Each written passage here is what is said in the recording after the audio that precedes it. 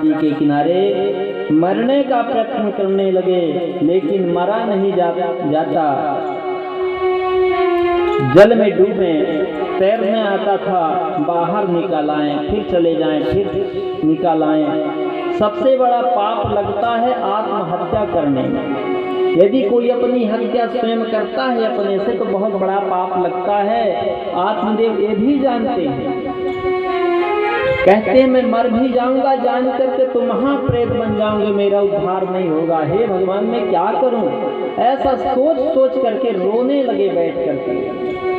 जैसे रोते हैं उसी रास्ते से एक सन्यासी आते हैं, महात्मा आते हैं। महात्मा ने कहा कथं रोदिसि विप्रा त्वंका चिंता बलियसी बदत्वा संवत्सरं मह्यं स्वयं दुःखस्य कारणम्। हे ब्राह्मण देवता, कथं रोदसी, क्यों रो रहे हो? तुमको क्या हो गया? तब वो ब्राह्मण देवता बताने लगा महाराज बड़ी कृपा है आपकी, जो ऐसे अभागा के पास आप पहुंच गए।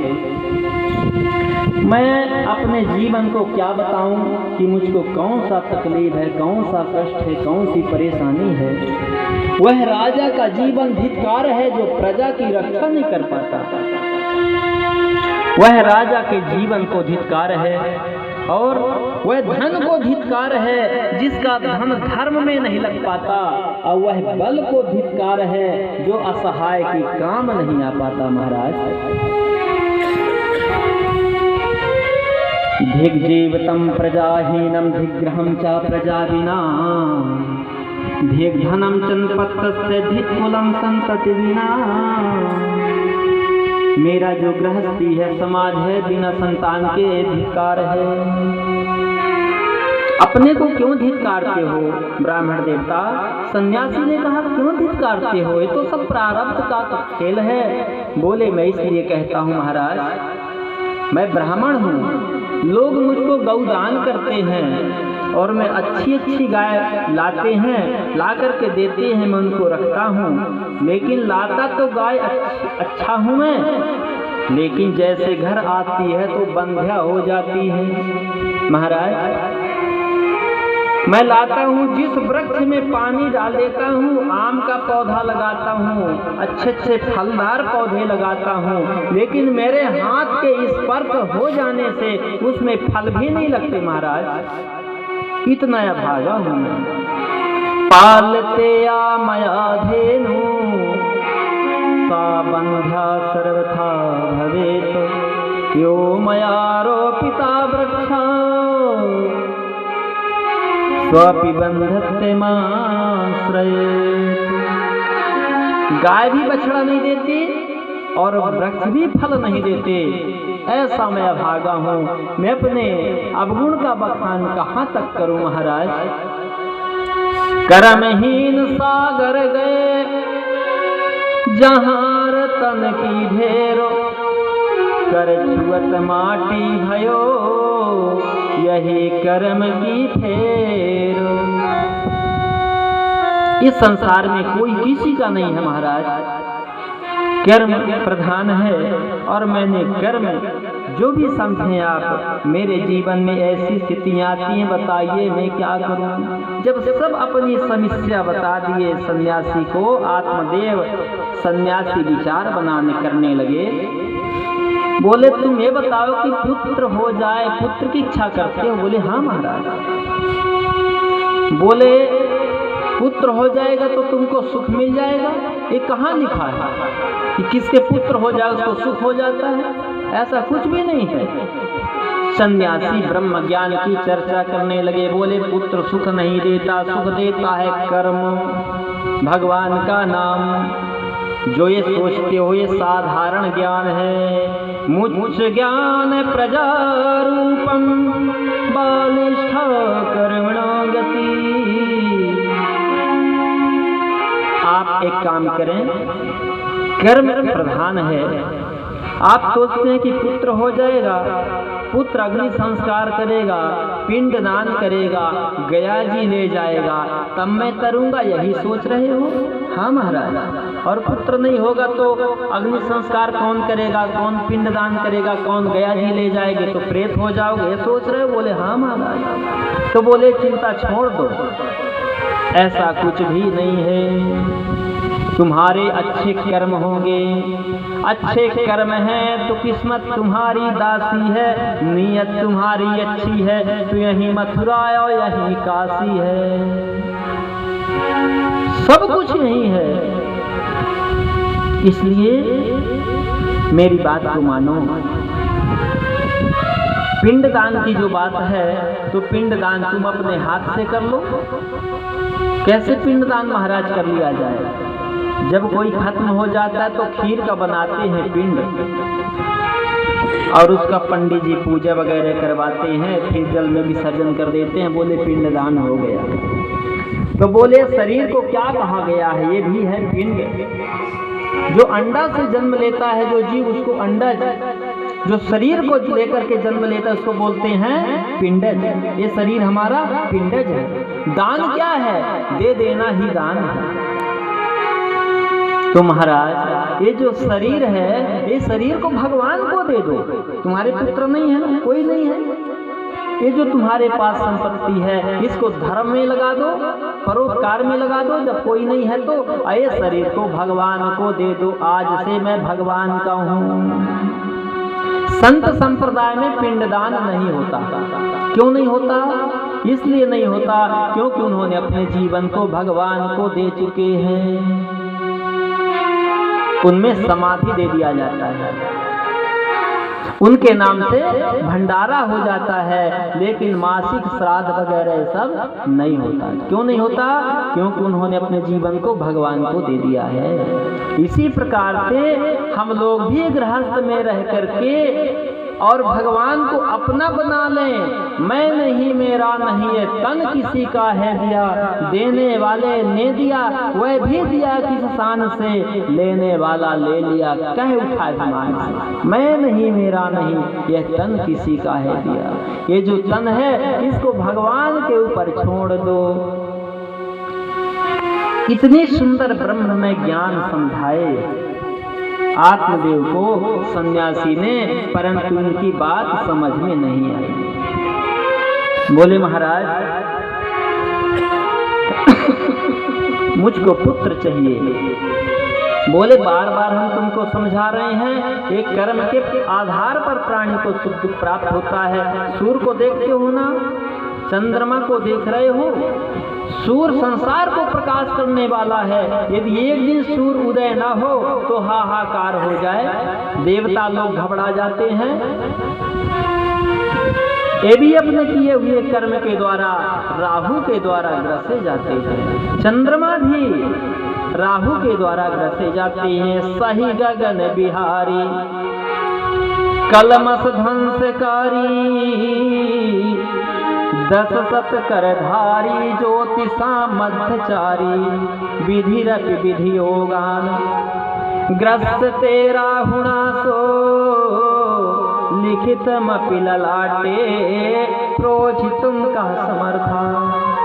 आकाश मार्ग में सूर्य चंद्रमा भी किए कर्मों के द्वारा, राहु के द्वारा ग्रसे जाते हैं। इसलिए हमारे जो प्रारब्ध में है उसको तो भोगना ही पड़ेगा।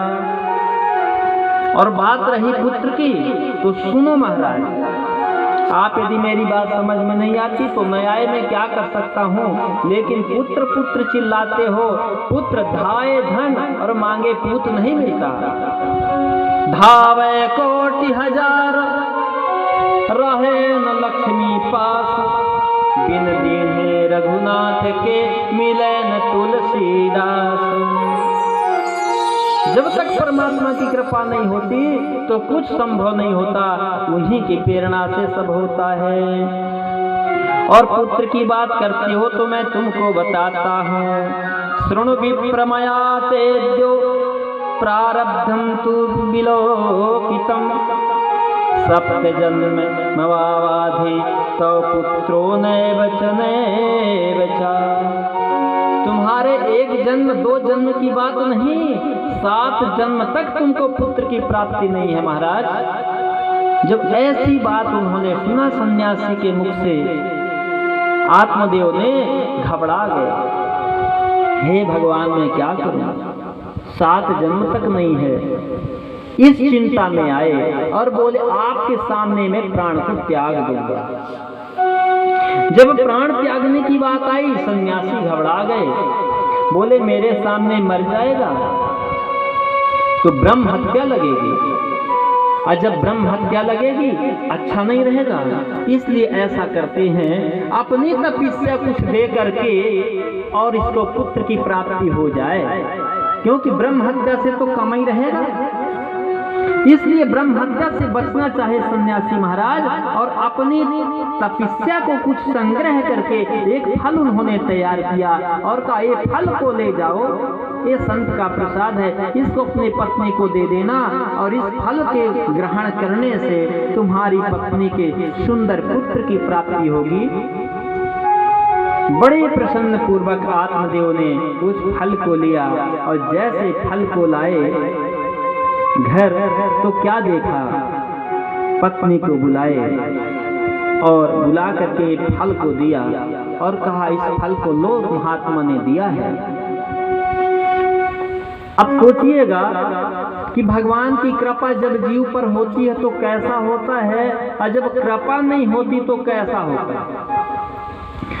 जब पति पर संदेह होने लगे, सयानों के अपमान करने की प्रवृत्ति मन में आने लगे, गौ ब्राह्मणों के प्रति द्वेष आने लगे, वेद पुराणों का उपहास कर कोई करता हो तो सुनने की इच्छा होने लगे, तब समझ लेना चाहिए कि हमारा पुण्य समाप्त हो रहा है। और जिसका मन धन, जिसका मन धर्म में लगे, गौ ब्राह्मणों के प्रति लगे, ईश्वर के प्रति लगे, सत्य के प्रति लगे, ईश्वर देवताओं के प्रति प्रेम जागृत होने लगे, तो समझ लेना चाहिए कि बिहारी जी की कृपा हमारे ऊपर होने लगी। आज फल को जैसे सन्यासी ने दिया, तैसे जो धुंधली थी आत्मदेव की पत्नी इतना बड़ा मुंह कर लिया, फुला लिया, और कहने लगी। उसके साथ 2-4 सहेलियां थी, तो सहेलियों से कहने देख लिए, ये कहीं जाते हैं तो भभूत ले आते हैं, कहीं से जीरा ले आते हैं, कहीं से ताबीज ले आते हैं, पुत्र होगा पुत्र होगा पुत्र। अब ये कोई महात्मा ने फल दे दिया, अब इसको खाने से पुत्र हो जाएगा। तो दूसरी सहेली कहती है बस बस ऐसे हमारे वो भी ऐसे कुछ ना कुछ करते, मैं तो फेंक देते हैं, खाते नहीं, वो कहीं से प्रसाद ले आएंगे, कहीं से कुछ ले आएंगे। क्यों? क्योंकि बुद्धि गड़बड़ चल रही है। अब क्या की, हाँ आप जाइए मैं खा लूंगी, और आत्मदेव को ऐसे कह करके और उसको खाई नहीं, उसको रख देती। अब सोचने लगी, क्या कहती है, यदि इस फल को मैं खा भी जाऊं, यदि पुत्र भी हो जाए तो लालने पालने दुखम प्रसूता यस्य वर्धते, लालन पालन में कर नहीं सकती। और फिर जब बालक का जन्म होता है तो माता और पुत्र को बहुत पीड़ा होती है, बच गए तो बच गए नहीं, श्री राम जय राम जय जय राम, ये कष्ट में क्यों उठाऊं, ऐसा कार्य मैं नहीं कर सकती। दूसरी बात, महाराज ने कहा है बालक का, बच्चे का सर्वप्रथम गुरु कौन होता है? उसकी माता प्रथम गुरु है। माता चाहे तो पुत्र को ध्रुव बना सकती है, प्रहलाद बना सकती है, और माता चाहे तो पुत्र को धुंधकारी बना सकती है। ये माता के हाथ में होता है, क्योंकि जैसा अन्न वैसा मन। पहले के समय में जब शादी ब्याह होता था तो ये देखा जाता था कि कौन भात वाला है, कौन पूड़ी वाला है, पांव धोते थे क्रमशः। अब आज गिद्ध भोज हो गया है, न भात वाले का पता है न दाल वाले का, बना के रख दिए, खाना है जिसको खाओ, जिसको नहीं खाना है ना खाओ। श्री राम जय राम। पहले हमारे यहाँ गिद्ध रहते थे, आप लोग देखे होंगे, हमने देखा। कोई जानवर खत्म हो जाता था तो घूमते घूमते आते थे और उस पर लग जाते थे। आज भी तो देखने को नहीं मिल रहे हैं। क्यों देखने को नहीं मिल रहे हैं? जब जटायु का भगवान ने उद्धार किया तब जटायु के समाज के आए गिद्ध और कहे भगवान हमारे इनका तो उद्धार आपने कर दिया, हमारा उद्धार कब करेंगे?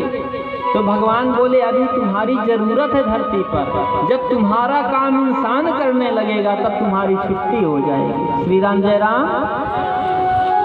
अब उनकी जरूरत नहीं है, उनकी जरूरत सब लोग व्यवस्था बना रहे हैं। कितने मांसाहारी हो रहे हैं, जानवरों की हत्या हो रही है, खान पान की व्यवस्था सब उथल पुथल हो रही है, क्योंकि जैसा अन्न वैसा मन। जैसा आप अन्न का सेवन करेंगे वैसे मन होगा, जैसे पानी पिएंगे वैसे वाणी होगी। आज